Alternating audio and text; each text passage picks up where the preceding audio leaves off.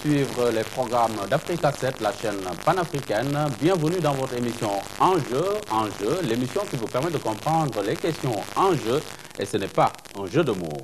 Pour ce numéro de votre émission Enjeu, il sera exclusivement question de la crise scolaire, notamment du différend qui oppose les membres du grand cadre relatif à la suspension du mot d'ordre de grève des enseignants.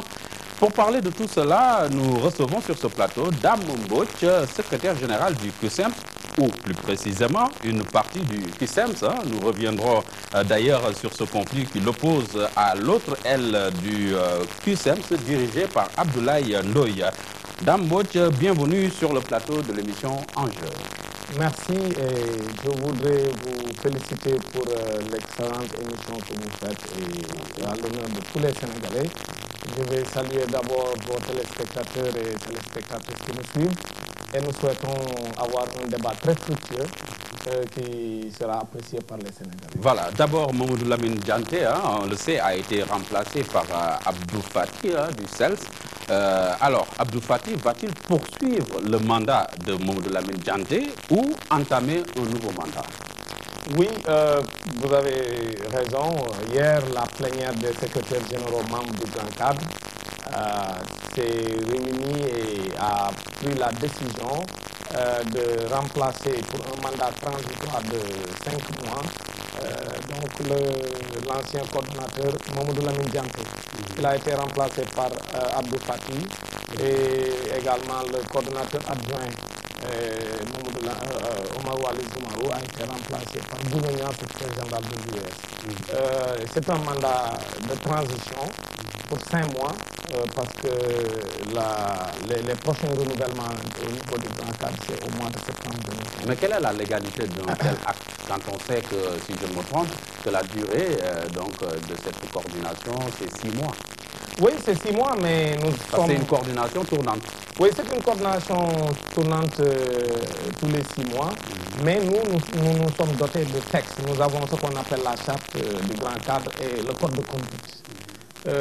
C'est des dispositions réglementaires qui sont très claires et que nous avons appliquées à nos camarades sans faire dans l'acharnement, parce que c'est nous qui nous sommes dotés de ces textes, et donc quand des camarades violent des dispositions réglementaires, notre devoir c'est de leur appliquer les sanctions appropriées.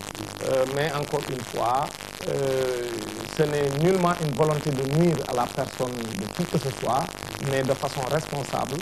Les différents secrétaires généraux membres de la plénière du Grand Cadre ont statué sur des fautes commises par nos camarades et donc on se devait donc de leur appliquer. Oui, nous reviendrons sur ces fautes, mais d'abord pour nos téléspectateurs, c'est quoi le Grand Cadre et comment fonctionne le Grand Cadre? Oui, le Grand Cadre, c'est une unité d'action qui est constituée d'une trentaine d'organisations syndicales. Donc nous avons 2 structures qui fonctionnent de façon régulière. Donc ce qu'on appelle la plénière des secrétaires généraux, membres du Grand Cadre, et nous avons un comité scientifique qui réfléchit sur les questions stratégiques, et maintenant les prises de décision sont faites par la plénière des secrétaires généraux. Donc à chaque fois que nous sommes en face d'une situation où on doit engager le Grand Cadre, les plénipotentiaires des différents syndicats membres du Grand Cadre se réunissent, c'est ce que nous appelons le comité scientifique. Ils réfléchissent sur les questions stratégiques, comme je disais tantôt, et maintenant ils soumettent l'ensemble de leurs réflexions à la plénière des secrétaires généraux qui se réunissent pour prendre des décisions. Donc c'est comme ça que nous fonctionnons. Nous avons une charte et un code de conduite. Et c'est donc depuis 4 ans que nous sommes ensemble pour pouvoir porter la voix des enseignants d'une seule voix, pour éviter la cacophonie que nous avions constatée ces dernières années. C'est fort de ce constat et pour rendre l'action syndicale plus efficace que nous avions décidé en 2011 avec le CUS à l'époque qui regroupait principalement les syndicats de l'élémentaire et parfois même de l'élémentaire et du moyen secondaire, mais également du SAEMS, du CELS authentique et du CUSEMS. Ce sont ces 4 entités-là qui se sont retrouvées en 2011 pour mettre sur pied ce qu'on appelle le Grand Cadre. Et d'ailleurs, le protocole d'accord aujourd'hui qui a fait l'objet donc de cette grève qui est en cours, a été signé le 17 février 2014, ça a été signé dans cette unité d'action-là qu'on appelle le Grand Cadre. Donc c'est depuis 4 ans que nous sommes ensemble pour éviter donc la cacophonie et la dispersion des forces. Mais justement, comment expliquez-vous cette dissonance qui a été notée? Parce qu'à l'issue des négociations très serrées avec le gouvernement, le Grand Cadre a décidé de suspendre son mot d'ordre de grève. Mais à la surprise générale, le porte-parole ou le coordonnateur, Mamadou Lamine Kandé, a fait une sortie pour dire voilà, que le mot d'ordre n'était pas suspendu. Oui, c'est à la surprise générale, parce que nous avons fait, comme on dit à chaque fois que le gouvernement reçoit le Grand Cadre, nous nous organisons et nous préparons la rencontre. Nous avons fait presque 6 rounds de négociations avec le gouvernement du Sénégal. Nous pouvons dire les 5 avec le ministre de la fonction publique, accompagné de ses collègues de l'éducation, du dialogue social, du budget, etc. Maintenant, pendant toutes ces négociations-là, pour le respect du protocole d'accord que nous avons signé le 17 février pour l'essentiel, nous n'avons pas eu de consensus sur les questions essentielles. La plateforme minimale qu'on avait élaborée depuis 2011 était mise sur la table. Sur tous les points, le gouvernement hésitait. Pendant donc 2 mois et demi, nous n'avons pas pu trouver un consensus qui a fait que la grève a duré. Mais quand le Premier ministre est monté au créneau à partir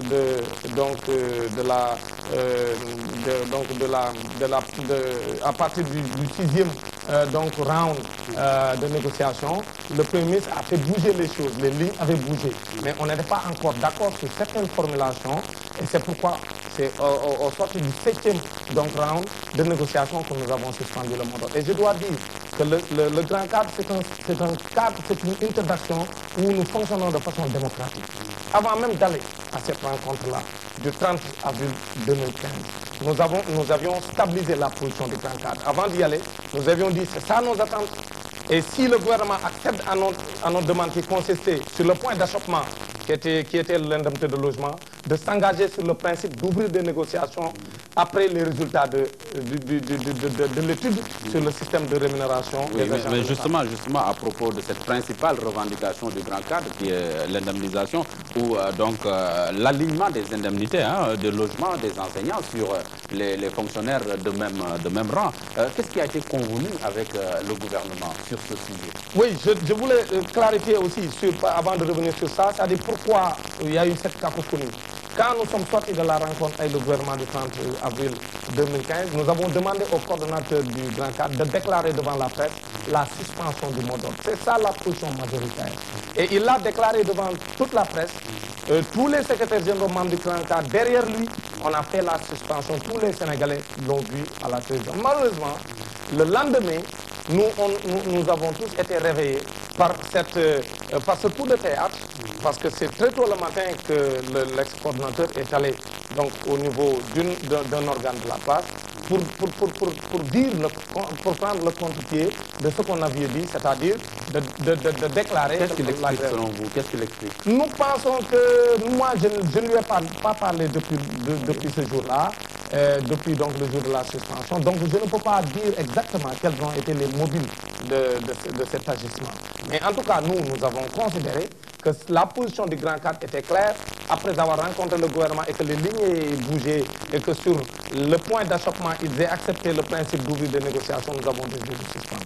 Donc pour nous, quand vous portez la parole d'une structure comme le Grand Cadre, le minimum donc, de courtoisie et donc de loyauté envers les camarades qui vous ont porté à cette station, c'était de rester sur les principes et peut-être de reposer peut-être le débat s'il en juge nécessaire, mais il n'était pas question de se réveiller et de prendre de façon unilatérale la décision de revenir sur la situation. Si on vous comprend bien, vous avez décidé au niveau du Grand Cadre, en accord avec le gouvernement, de suspendre votre mot d'ordre de grève en attendant d'ouvrir des négociations pour continuer à discuter autour de la question principale de l'indemnité de logement. Oui, qui cache mal les autres points. On y reviendra. Voilà, donc effectivement, c'est ça la position qui a été retenue au niveau du Grand Cadre. C'est pourquoi, quand le camarade a fait une autre déclaration qui ramène à compte courant, Mais les secrétaires généraux étaient obligés, malheureusement, de statuer parce que c'est ça les textes du grand cadre. Nous avons apprécié la faute commise. Nous avons donc revisité les textes du grand cadre, c'est-à-dire la charte et le code de conduite. Et c'est sur cette base qu'on a pris la décision de suspension de 6 mois et également de restructuration de la... Les membres du grand cadre sont au nombre de combien? Aujourd'hui, nous, dans la presse, les gens parlent toujours de 35 organisations, mais il y a des organisations qui sont certes membres du grand cadre, mais qui ne sont pas des organisations actives. C'est pourquoi aujourd'hui, le nombre que nous avons tourne autour de 30 organisations syndicales.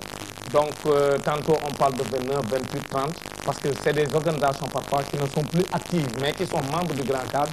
Mais nous considérons que ceux qui viennent régulièrement aux réunions des plénières du grand cadre et qui sont des syndicats actifs dans le secteur de l'éducation tournent autour de... Donc on peut dire que c'est la majorité qui oui, c'est la majorité. Qui a sanctionné Mamadou Lamine oui, sur ce plan-là, il n'y a aucune confusion possible. Oui. Nous avons à l'unanimité, à l'exception du camarade secrétaire général du SAEMS et du secrétaire général également du camarade secrétaire général du SAEMS originel, hormis ces 2 camarades secrétaires généraux que nous respectons beaucoup, mais quand on fait une erreur de cette nature, si nous ne prenons pas nos responsabilités, ça veut dire que nous ne méritons pas la place que nous occupons. C'est pourquoi tous les camarades, nous avons apprécié froidement et de façon très lucide et de façon très sincère, nous avons pris la décision de les suspendre. Et si demain, un autre responsable, membre de ces gens qui ont pris la décision également, commet une faute de cette envergure, également les textes seront appliqués. C'est pourquoi nous pensons que ce n'est pas un débat de personne, mais c'est un débat de principe. C'est des textes qui sont appliqués. Il n'y a aucune possibilité d'acharnement sur qui que ce soit, parce que c'est des camarades qui ont cheminé avec nous, qui ont eu à se battre avec nous et qui sont des camarades de valeur, nous pensons. Mais quand on fait certaines erreurs, également, puisque nous sommes dotés de textes, nous sommes obligés, en tant que responsables, de nous appliquer les textes. Oui, mais Dambodj, la sémantique est importante ici. Hein?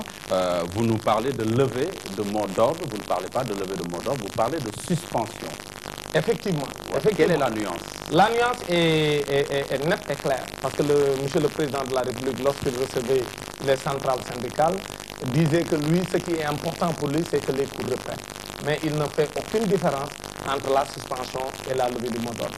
Mais je voudrais profiter de cette tribune pour dire donc à nos autorités que la différence est énorme. La différence est énorme parce que d'abord, certains disent suspension provisoire, c'est une redondance.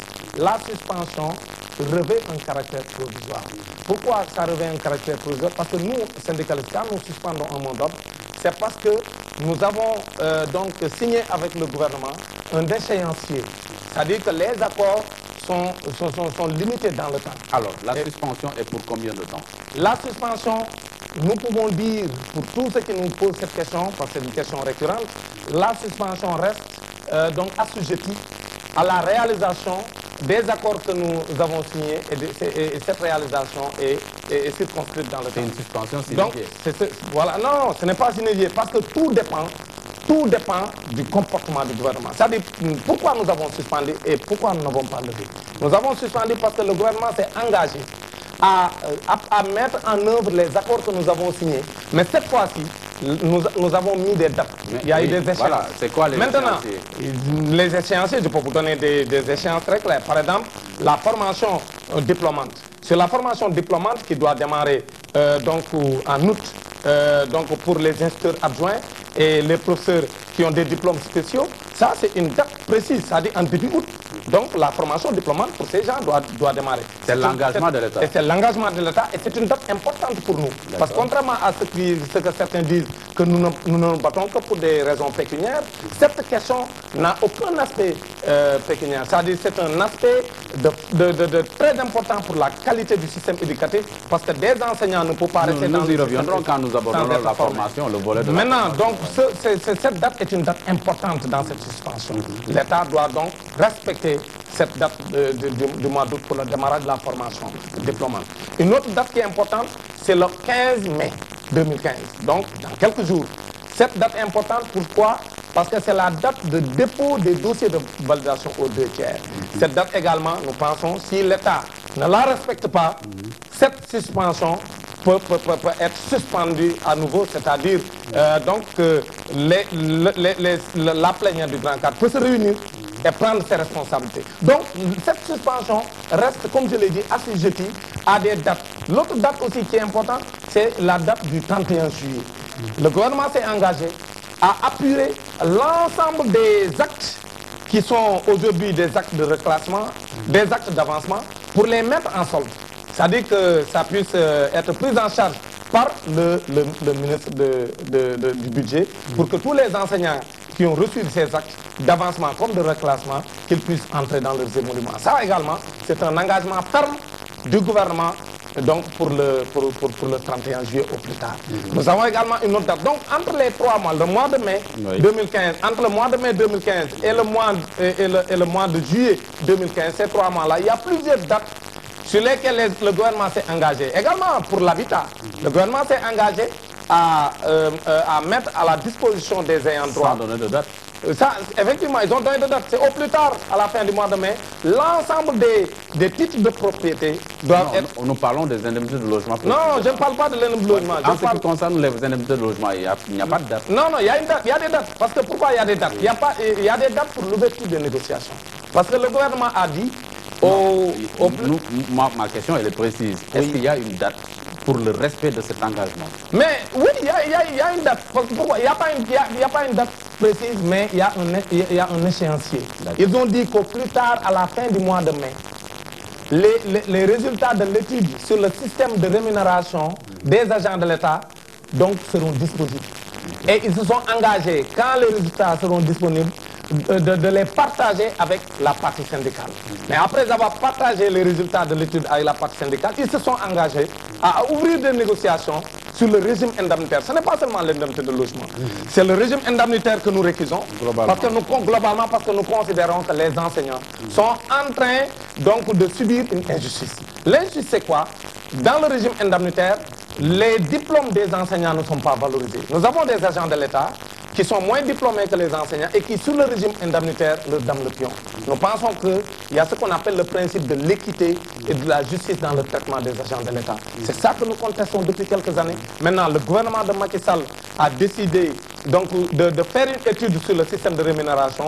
Nous sommes d'accord et nous soutenons cette volonté de transparence. Maintenant, nous voulons qu'il aille jusqu'au bout. C'est-à-dire de partager les résultats et d'ouvrir des négociations pour que les injustices soient corrigées. Parce que les enseignants en ont marre de continuer à être stigmatisés, de continuer à être les dindons de la farce, de continuer à être les agents de l'État qui travaillent le plus et qui soient les agents les moins bien payés. C'est ça que nous voulons que ça cesse dans ce pays, parce qu'aucun pays ne peut être émergent, et je le dis souvent, ce plan Sénégal émergent ne sera jamais un bon plan pour le Sénégal tant que le système éducatif est au rabais. C'est-à-dire on n'a aucun pays du monde qui s'est développé sans un système éducatif performant. C'est pourquoi pour réaliser l'émergence, il faut d'abord passer par l'école, parce que c'est l'école qui forme les intelligences, c'est l'école qui forme les ressources humaines de qualité, et un pays qui n'a pas de ressources humaines de qualité ne peut pas se développer. Mais justement, il a été beaucoup question de sauver l'année, hein? C'est un mot qui revient, une expression. Pensez-vous qu'il est réellement possible aujourd'hui de sauver cette année scolaire, hein, quand on sait que les potages n'ont pas eu le quantum horaire nécessaire donc, par rapport à leurs études? Vous avez parfaitement raison. Le quantum horaire est sérieusement entamé au moment où l'on parle. Le ministre de l'Éducation dit que le seuil critique n'est pas encore atteint. Nous pouvons le lui concéder, parce qu'il dit qu'il a fait une évaluation avec ses services compétents. Mais nous pensons que même un jour de grève, c'est une catastrophe dans les pays développés. Donc nous avons enregistré au moins 2 mois de grève. 2 mois de grève, nous pensons que c'est beaucoup de temps perdu. Déjà au Sénégal, avec un calendrier scolaire qui est complètement déchiqueté chaque année, où nous avons des fêtes à n'en plus finir. Nous avons d'abord un calendrier scolaire qui est en phase avec donc, le calendrier européen, donc qui n'a rien à voir avec nos réalités et grégoriens. Et nous avons nos réalités internes en même temps qui grèvent donc le quantum horaire. Parce que nous avons nos fêtes religieuses, nous avons nos fêtes nationales. En plus du calendrier grégorien, ça montre également qu'au Sénégal, même s'il n'y a pas fait de grève, il est extrêmement difficile d'atteindre donc le quantum horaire de 900 heures. C'est ça la moyenne 900 heures. Le Sénégal ne peut même pas atteindre 700 heures. C'est depuis plusieurs années, même les années où il n'y a pas de perturbation. Donc nous pensons qu'aujourd'hui, la vérité c'est que nous devons nous arrêter.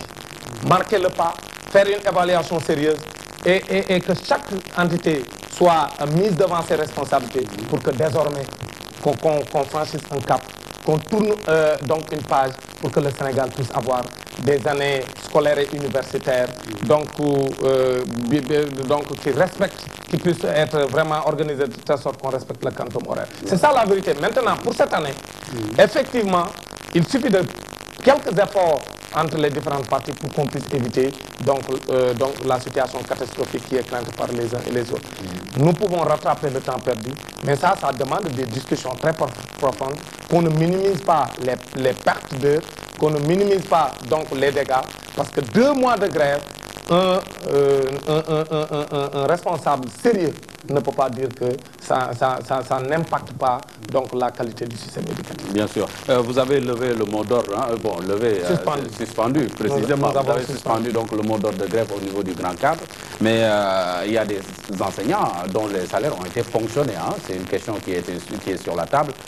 Qu'est-ce qui a été décidé entre vous et le gouvernement par rapport à cette question? Vous savez, nous, quand on a rencontré le Premier ministre et son gouvernement le 30 avril 2015, nous n'avons pas soulevé la question des ponctions. Parce que nous considérons que la loi permet à l'État du Sénégal, quand il y a une situation de grève, qu'il y ait des ponctions qui soient opérées sur les salaires des grévistes. Vous le reconnaissez? Sur le principe, il n'y a aucun problème. D'accord. Et nous l'acceptons, sur le principe. Mais ce que nous avons décrié, c'est le fait que le gouvernement du Sénégal ait violé la réglementation en vigueur sur la question qui est très claire. On ne peut pas couper donc, le salaire de l'agent sans respecter le principe de la quotité donc, salariale. Donc, soyez beaucoup plus clair. Soyez beaucoup plus clair. Vous voulez dire que l'État n'a pas respecté la procédure? Ils n'ont pas respecté d'abord la procédure. C'est quoi la procédure? La procédure est simple.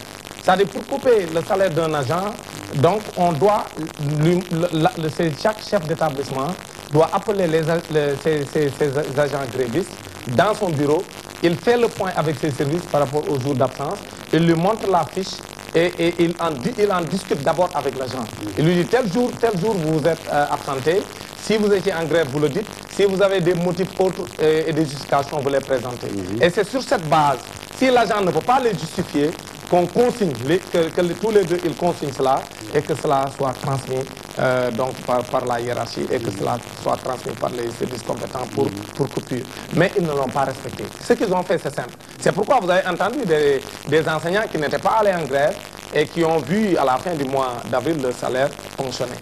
Ça montre qu'il y a eu un manque de sérieux de la part de nos gouvernants. C'est-à-dire, nous reconnaissons qu'ils ont le droit sur le principe de fonctionner les salaires quand nous allons en grève.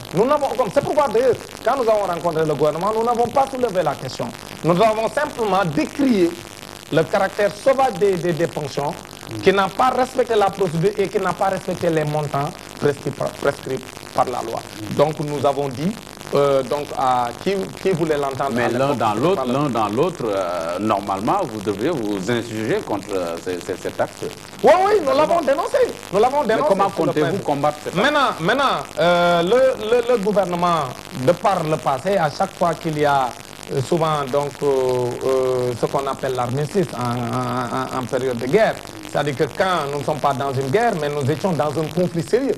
Et c'est presque une guerre parce que c'est le système éducatif qui était en crise. Et dans un pays, on dit quand un système éducatif est en crise, le pays est en crise. Parce que c'est le socle d'une nation, l'éducation. Donc, puisqu'on était en crise et il y avait un conflit sérieux entre nous et l'État, si on signe, donc, on fume le calumet de la paix, donc chaque partie fait des concessions.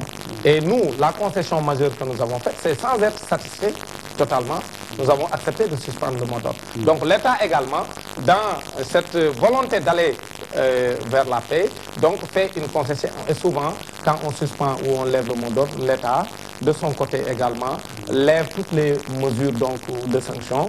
Et donc vous vous attendez à ce que oui, vous retourne, effectivement, nous nous attendons à ce que l'État également revienne sur ces décisions de fonction, parce que nous sommes dans une situation où chaque partie lâche de l'Est. Parce que nous l'avons dit aux médiateurs dans cette crise, nous ne sommes pas satisfaits du tout, parce que nous restons convaincus que sur le point d'achoppement, l'État pouvait mieux faire. Mais malgré tout ça, avec l'appel du peuple sénégalais, dans l'élan patriotique de tous les Sénégalais, parce que les anciens sont des Sénégalais également, c'est des parents d'élèves comme tout le monde, et nous aimons tous ce pays. Nous ne voulons pas que ce pays tombe dans la déchéance. C'est pourquoi, à un moment donné, nous avons su prendre nos responsabilités et suspendre le monde. Mais on a l'impression que les enseignants du Sénégal sont d'éternels insatisfaits. On vous reproche souvent d'être des syndicalistes alimentaires. Que répondez-vous à cela? Mais ceux qui le disent ne comprennent pas que les enseignants sont des Sénégalais comme eux et sont issus de la société sénégalaise. Nous ne pouvons pas avoir dans un pays une entité de la société qui est stigmatisée de cette façon, sans que l'autre partie de la société également le soit. Nous sommes dans un pays où la société sénégalaise a subi des transformations très profondes, des mutations qualitatives comme quantitatives, et aujourd'hui, il faut qu'on comprenne que les enseignants sont un maillon de cette société. Dans un pays, on ne peut pas avoir une partie, cette vision manichéenne qui consiste à dire que ces gens-là sont mauvais, les autres sont bons. Nous sommes tous dans une même moule et nous sommes tous des Sénégalais. Donc, je veux dire que les enseignants ne sont pas des Sénégalais à part, c'est des Sénégalais à part entière. Nous vivons dans les mêmes conditions que les Sénégalais, nous vivons les mêmes réalités que les autres Sénégalais. Nous sommes dans une société, comme je dis souvent, qui est caractérisée par la dialectique de l'être et de l'avoir. Celui qui a et celui qui n'a pas n'est pas. Les enseignants sont des Sénégalais comme tout le monde. Et ils veulent être et ils veulent exister. Qu'est-ce qu'ils veulent? Que les enseignants soient de côté, qu'on ne se batte pas pour l'amélioration de nos conditions de travail et nos conditions d'existence. Et maintenant, les autres nous stigmatisent et disent, vous demandez toujours de l'argent. Mais dans ce pays, qui ne se bat pas pour de l'argent? Dans tous les secteurs de l'État, nous avons vu des gens qui se battent pour l'amélioration de leurs conditions de travail. Nous avons même ce qui est le véritable problème au Sénégal, c'est que nous devons valoriser le statut de l'enseignant, parce que c'est l'enseignant qui forme les Sénégalais. Si tu n'as pas de bons enseignants, tu n'as pas de bons médecins. Si tu n'as pas de bons enseignants, tu n'as pas de bons journalistes. Si tu n'as pas de bons enseignants, tu n'as pas de bons magistrats. Donc ce sont les enseignants qui forment les Sénégalais. Donc aujourd'hui, c'est l'arbitrage qui est fait par nos autorités, qui est un arbitrage qui désavantage les enseignants. Les enseignants sont stigmatisés. C'est-à-dire quand même on fait des politiques publiques, on ignore royalement les enseignants et on leur demande de se taire. Les enseignants ne l'accepteront pas. C'est pourquoi on les entend toujours passer des intellectuels qui comprennent les enjeux et qui comprennent qu'ils ont des droits et des devoirs. Quand ils s'acquittent de leurs devoirs, on bafoue leurs droits. Ils ont le droit de se battre. Mais on vous reproche aussi souvent d'être des politiques, pour ne pas dire politiciens, encagoulés, si vous n'avancez pas carrément à visage découvert. Non, je vous dis, je ne peux pas nier, ce ne serait pas sincère de ma part, de nier qu'il y a parmi nous des enseignants, des responsables syndicaux qui sont des politiques, donc qui sont dans des partis. Au grand jour. Voilà, et qui ne se cachent pas, parce que c'est leur bon droit. Vous savez, nous sommes dans un pays de liberté. Mais il y en a qui sont accusés de travailler. Non, ça ce n'est pas possible. En tapis noir pour des partis politiques. Oui, mais ça c'est insulter l'intelligence des enseignants. Vous savez, nous sommes dans des structures démocratiques. Toutes les décisions se prennent dans la démocratie. Nous avons des assemblées générales et lors des assemblées générales, les enseignants prennent librement la parole et donnent leur position. Et on systématise sur la base du point de vue majoritaire. Au niveau de nos instances, nous aussi, en tant que dirigeants, nous discutons de toutes les questions, nous mettons tout sur la table et en toute liberté, chacun donne son avis et après on systématise la position majoritaire l'emporte. Donc, même si quelqu'un est emporté par des envolées politiques, il ne peut pas entraîner la masse, il ne peut pas entraîner ses camarades parce que nous sommes des esprits libres. L'enseignant est un esprit libre. Donc même dans nos instances, on trouve parfois qu'il y ait des gens qui militent dans des partis. Mais quand ils se retrouvent dans l'instance, mais ils ont des positions syndicales, ils donnent leur position, et si leurs positions sont minorisées, mais ils rejoignent donc la position majoritaire. Donc sur ce plan-là, c'est faire un mauvais procès aux enseignants. Les enseignants, oui, certes, nous l'acceptons. Certains d'entre nous sont des politiques. ils ont des positions politiques et qui n'est pas politique. Maintenant, eux, ils sont dans des partis politiques, ils exercent, ils font des activités politiques. Mais au sein des instances, donc des syndicats, mais ils ont des positions purement syndicales. Ils sont avec nous pour la défense des intérêts matériels et moraux de nos mandants. Donc sur ce plan-là, je vous dis et je vous le réitère, dans nos syndicats, nous n'avons aucune position politique que nous défendons pour appuyer ou pour nous battre contre un parti politique. Nous avons des positions syndicales. D'ailleurs, c'est la raison pour laquelle, quand le gouvernement cède sur certaines revendications, certainement nous y reviendrons. Nous engrangeons des acquis, mais en toute responsabilité, nous prenons l'engagement de suspendre parce que quand nous allons en grève, ce n'est pas pour saboter l'école, ce n'est pas pour mettre le feu dans les établissements, mais nous allons en grève parce que nous avons peut-être déposé un préavis de grève, on ne nous a pas tendu une oreille attentive,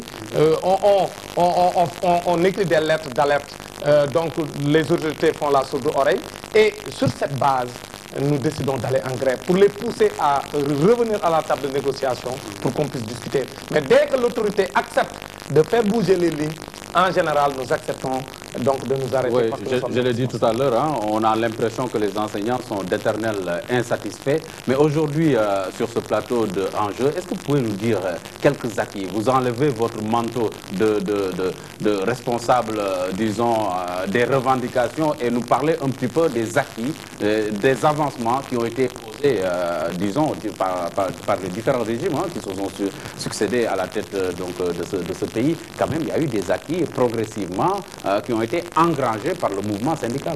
Oui, le mouvement syndical, ça ce serait peut-être une émission entière. Je prendrai quelques de manière ramassée. De manière ramassée, mais je pense que le mouvement syndical a eu du chemin. Donc nos anciens ont posé des jalons très importants dans la marche du mouvement syndical au Sénégal depuis donc les années d'indépendance. Mais nous, pour ce qui nous concerne, donc notre génération, je ne commencerai pas par le Grand Sud-Est qui a eu à mener de haute lutte dans ce pays jusqu'à défendre la dignité des enseignants, jusqu'à même ce droit de grève que nous avons et cette notoriété que les syndicats ont aujourd'hui de pouvoir discuter, pas en cachette comme c'était le cas il y a 40 ans. Tout ça, c'est des anciens et je profite de cette tribune pour leur rendre un grand hommage. Mais ce que je voudrais dire, c'est que ces dernières années que nous avons vécues en tant qu'enseignants, donc la fin des années 90 jusqu'au moment où l'on parle, beaucoup de choses se sont passées. Parce qu'encore une fois, le Sénégal a connu des tournants dans sa vie. Parce qu'en milieu des années 90, il y a eu cette volonté du gouvernement socialiste de Abdou de précariser la fonction enseignante en recrutant ce qu'on appelait à l'époque donc les volontaires et les vacataires. Donc c'était vraiment une époque où le gouvernement du Sénégal ne voulait plus recruter les sortants de l'école normale supérieure qui aujourd'hui on appelle FASTEF injustement. Parce qu'encore une fois, dans tous les pays qui ont un système éducatif performant, il y a une école nationale. Restons sur les acquis. Voilà. Donc ça également. On va y arriver. Voilà. Donc ça, je voulais vraiment partir de cette période. Et les gens se sont battus. En 97, par exemple, avec la grève de faim donc de l'école normale. Moi, à l'époque, j'étais stagiaire, c'était 40 grévistes de la faim. Il y avait 39 sortants et un seul en stage, c'était moi-même, en toute modestie. Nous avons lutté jusqu'à ce que le gouvernement de Abdou Diouf quitte le pouvoir. Et en 2000, le président Abdoulaye Wade avait recruté tous les lycéens en rade donc, pour les intégrer donc, dans la fonction publique. Ça, également, c'était des acquis du mouvement syndical enseignant. L'indemnité de logement aujourd'hui qui est décriée par les uns et les autres était d'un montant de 10 000 francs. À l'époque, c'était les instituteurs qui avaient cette indemnité, même si par ailleurs, je dis souvent à mes camarades instituteurs que les professeurs n'en avaient pas, parce que les professeurs venaient de remplacer les coopérants. À l'époque, les professeurs de lycée, c'était des coopérants, donc envoyés par le gouvernement français. Donc c'est à l'élémentaire qu'on avait donc les Sénégalais. Quand les coopérants sont partis, il fallait donc les remplacer par des professeurs sénégalais. Donc puisque les coopérants étaient donc logés et donc par la France et payés par la France, donc ils n'avaient pas de problème donc de problème de logement. Donc les Sénégalais qui les ont remplacés, donc il fallait donc faire le shift et leur permettre d'avoir une indemnité de logement. Avec les instituteurs, les anciens du Sénégal se sont battus jusqu'à ce que tous les anciens donc, puissent bénéficier de l'indemnité de logement. C'était d'un montant de 10 000 francs aujourd'hui. Après plusieurs batailles, c'était parti ensuite 25 000, 40 000, aujourd'hui 60 000. Donc l'indemnité de logement aujourd'hui qui est donc uniforme, de l'élémentaire jusqu'au supérieur, les enseignants ont une indemnité de logement. Mais à l'époque aussi, l'État du Sénégal a tenté de loger donc, les enseignants. Hein. On a vu la cité des enseignants. L'expérience ne s'est pas poursuivie, mais quand même, c'était une belle expérience. À l'époque, on avait des cités d'enseignants. Aujourd'hui, vous entendez les enseignants parler de parcelles. Donc l'État peut-être n'a plus cette politique. Et d'ailleurs, c'est cette réforme-là que nous voulons. Parce qu'aujourd'hui, il faut des solutions structurelles. Nous en avons marre des politiques de pilotage à vue, c'est-à-dire des solutions conjoncturelles qui sur 2 ans, 3 ans, il y a des politiques tape à l'œil. On donne des 1000 parcelles ici, par-ci, par-là, 300 parcelles. Ça ne règle pas le problème. Ou des indemnités de logement qui servent à acheter le sac de riz. Oui, mais des indemnités de logement, non. Au contraire, l'indemnité de logement, puisque l'enseignant fait 75% de son travail à la maison, on doit lui donner une indemnité de logement pour lui permettre de travailler correctement à la maison. Parce que l'essentiel, d'avoir un logement décent. Voilà. Mais cette somme ne peut même pas permettre à un enseignant d'avoir une chambre, studio.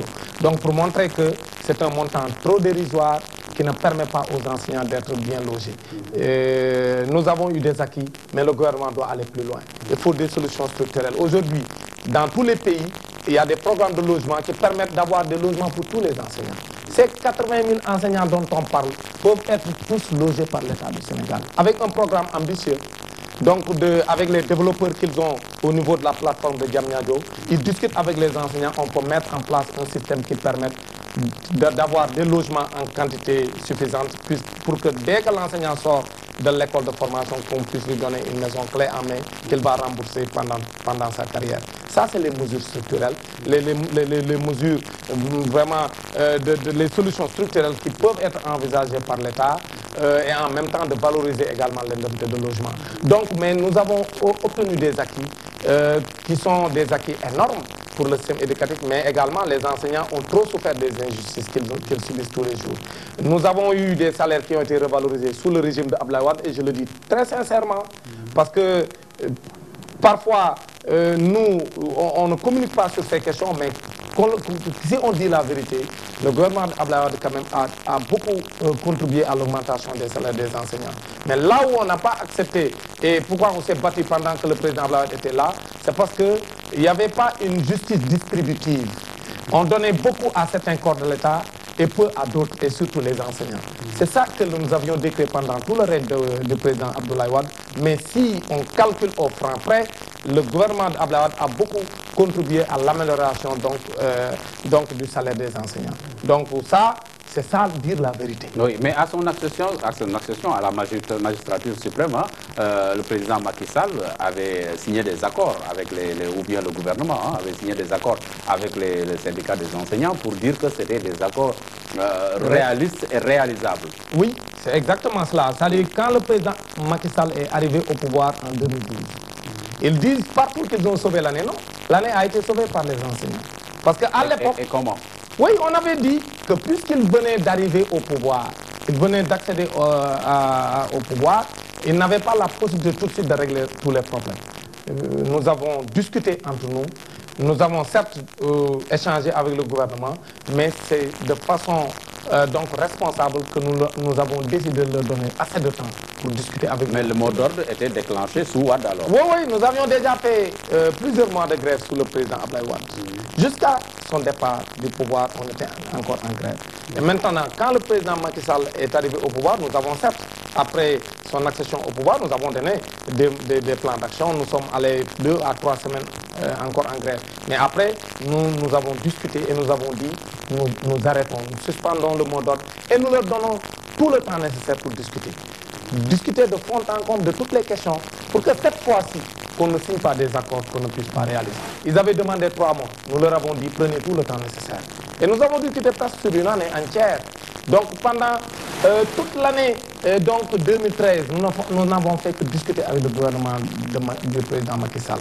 Et le 17 février 2014, nous avons signé un protocole d'accord. Et quand le ministre Mansour Sy communiqué le jour de la signature sur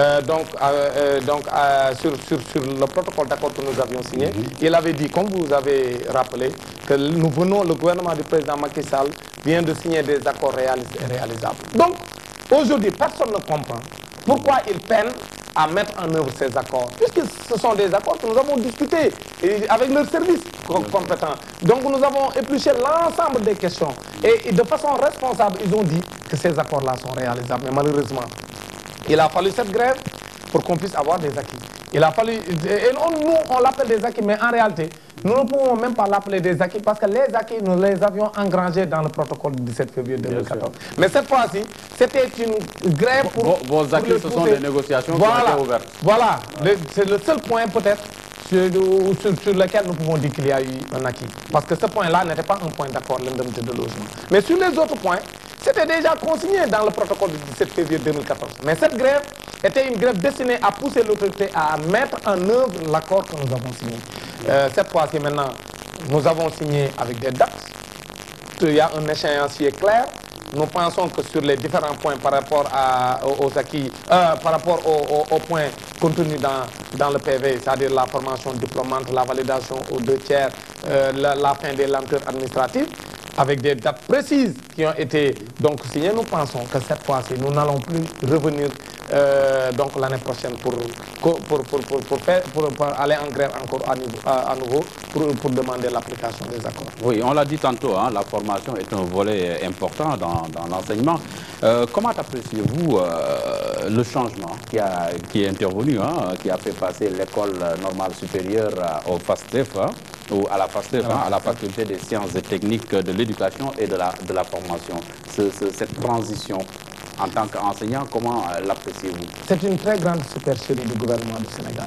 Parce qu'à l'époque, ils avaient compris qu'avec l'agrandissement de la carte scolaire, avec la scolarisation universelle, avec le sommet de Johnson qui imposait aux États d'atteindre la scolarisation universelle, il fallait donc augmenter le nombre d'enseignants. Parce que d'ailleurs, au Sénégal, je dis souvent qu'on ne respecte pas le ratio enseignant-élève, parce que les gens disent souvent que les enseignants sont nombreux, mais je dis que les enseignants ne sont pas nombreux, ce sont les élèves qui sont nombreux. Parce qu'il y a un ratio des Nations Unies que nous ne respectons pas au Sénégal. Donc, le nombre d'enseignants reste insuffisant par rapport au nombre d'élèves. Parce que la taille normale d'une classe, c'est 45 élèves. Aujourd'hui, malgré le nombre d'enseignants qui est décrié aujourd'hui pour dire qu'il y a trop d'enseignants au Sénégal, mais nous avons des classes pléthoriques qui peuvent aller jusqu'à 130 élèves, 140 élèves dans la banlieue de Dakar.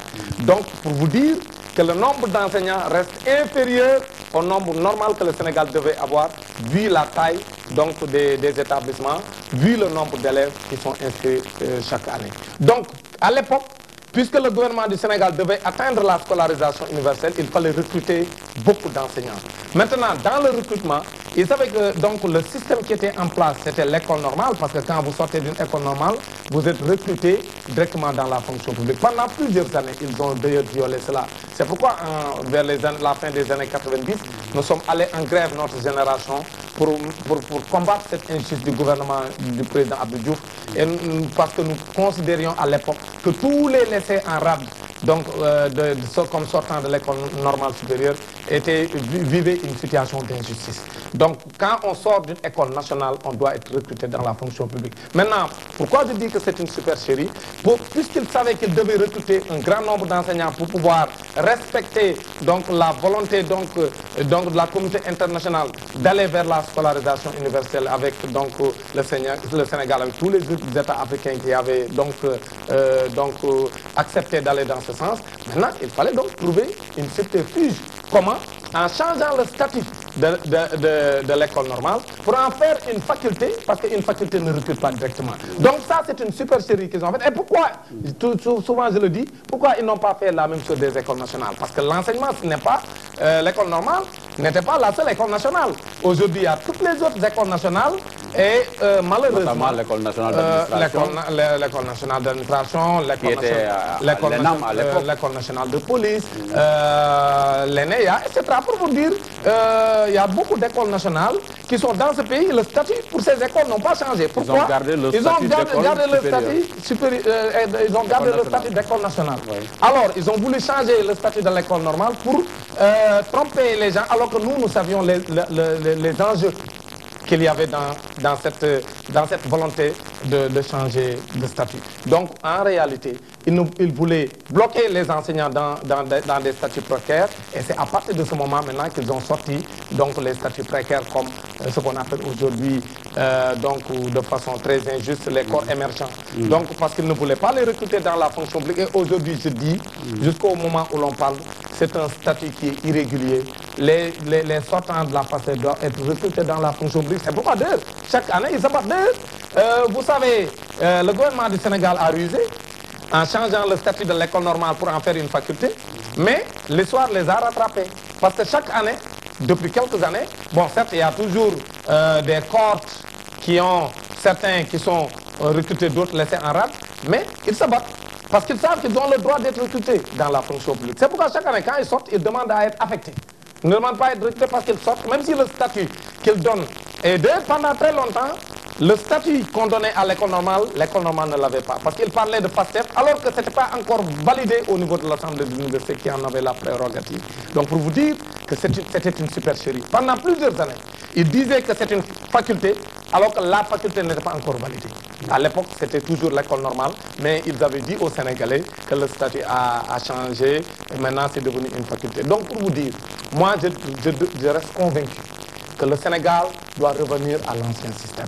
L'école normale doit exister dans ce pays. Nous devons revenir à l'ancien système. Pourquoi vous ne l'avez pas inclus dans vos revendications, dans votre plateforme revendicative? Mais nous allons le faire. Nous allons le faire et je pense que ce sera pour bientôt. Parce que nous ne pouvons pas continuer à laisser les sortants de l'école normale faire la grève de faim. Nous ne pouvons pas continuer à laisser ces jeunes sortant de cette école, cette prestigieuse école nationale qui a formé beaucoup d'Africains, qui a formé tous les grands enseignants que nous avons connus dans ce pays. Mais nous n'avons pas le droit de laisser cette belle école nationale mourir de sa belle mort. C'est pourquoi nous sommes convaincus, et je fais partie des syndicalistes qui continuent à penser que le mouvement syndical doit porter cette revendication pour qu'on puisse revenir à l'ancien système, qu'on puisse avoir une école nationale de formation des enseignants du Sénégal et que dès qu'elle sorte, qu'elle puisse être recrutée. Oui, Dambo, quel est l'avenir de l'éducation au Sénégal? On parle d'assises, on parle de plein de choses pour quand même avoir cette catharsis pour régler définitivement le problème. Moi, je suis inquiet quand même pour l'avenir de l'école sénégalaise. Pourquoi? Parce que dans tous les pays aujourd'hui, ce sont les populations qui envoient leurs enfants dans l'école publique et qui, à partir de leurs taxes et de leurs impôts, font fonctionner l'État. Ce sont ces gens-là qui ont toujours pris de responsabilité dans beaucoup de pays où le système éducatif est performant. Mais malheureusement, au Sénégal, nous avons des parents qui ont démissionné. Ils ne prennent pas leurs responsabilités, ils passent tout le temps à fustiger donc les grèves des enseignants, alors qu'ils ne comprennent pas que ce sont eux les véritables employeurs des enseignants. Parce que c'est à partir de leurs impôts et de leurs taxes que l'État du Sénégal paye les salaires des enseignants. Donc ces gens-là ont droit au chapitre. Ils ont le devoir de monter au créneau, de prendre les responsabilités et de demander à nos gouvernants de faire un arbitrage correct des ressources nationales. Parce que cet argent appartient aux Sénégalais, l'argent du contribuable sénégalais. Donc c'est le travail qui produit la richesse. Et ce travail, qui l'exerce, ce sont les Sénégalais. Donc ce sont ces Sénégalais qui font fonctionner ce pays. Donc il ne faut pas être en marge du débat national sur l'éducation qui est le socle du développement, mais il doit prendre les responsabilités et dire à nos gouvernements que l'école, c'est la priorité. Vous savez, un parent d'élève m'a dit, vous savez, si le président Macky Sall ou tous les présidents qui se sont succédés nous avaient demandé notre avis, nous les parents, entre la diminution du prix de l'électricité ou de manière générale des denrées de première nécessité, entre la diminution du prix des denrées de première nécessité et l'arbitrage en faveur de l'école, et l'école comme priorité, qu'on mette assez de ressources pour faire fonctionner l'école et l'école soit une école de qualité, entre les deux, nous choisissons l'école. Parce que si on diminue les denrées, mais l'école ne marche pas, mon enfant va à l'école, il échoue. Mais où est-ce que j'aurai les moyens de payer donc, les denrées alors que mon enfant qui devait subvenir à mes besoins est un grand chômeur. Donc aujourd'hui, il faut que le président Macky Sall comprenne que la priorité des priorités pour ce pays, c'est un système éducatif de qualité, un système éducatif performant. Et on ne peut pas avoir, parce que le premier intrant de qualité, c'est l'enseignant.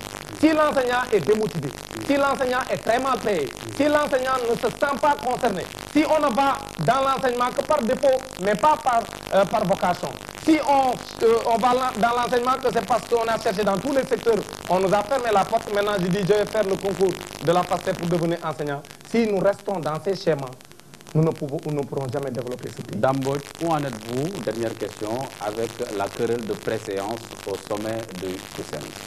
La querelle de préséance, en 2 mots, c'est simple. Nous avons eu notre majorité à Dakar avec l'écrasante majorité des délégués de Dakar qui soutenaient ma candidature. On a voulu changer les textes, nous avons refusé jusqu'à ce qu'on en arrive à cette situation. Malheureusement pour nous, c'est sur la table. Le dossier est pendant. Le dossier est pendant devant la justice. Nous sommes des républicains. Nous sommes des Sénégalais et nous croyons en cette république. Et dans une république, c'est la justice qui tranche les litiges. Oui. Nous attendons la décision de justice. Si elle nous est favorable, nous la respecterons. Si elle ne nous est pas favorable également, nous la respecterons. Parce que nous sommes tous des Sénégalais. C'est le droit sénégalais qui nous régit. Et nous pensons que le droit sera dit pour cette affaire. Et nous sommes très contents. Dame Mbodj, alias Sergent Le Fou. Oui, Sergent Le Fou, que peut-être un camarade a vendu la mèche. Oui. Certes, on m'a toujours... J'ai eu ce sobriquet à Kébémer où j'ai fait mon cycle moyen et ça m'a poursuivi. On va s'en arrêter là. Mais je crois que Le Fou est guéri aujourd'hui. Oui. Je suis devenu plus lucide, plus responsable. Parce qu'à l'époque, j'étais trop jeune, je tirais sur tout ce qui bougeait. J'étais un irréductible. Bon, le fou n'est pas péjoratif ici, c'est dans le sens de la coupe de la... Oui, c'est ça. C'est pourquoi j'ai dit que le fou est guéri. Parce que nous avons aujourd'hui, nous sommes assagis. Oui. Nous avons compris qu'il y a des enjeux qui font que, portés à la tête d'un syndicat, nous devons agir parfois de façon plus responsable.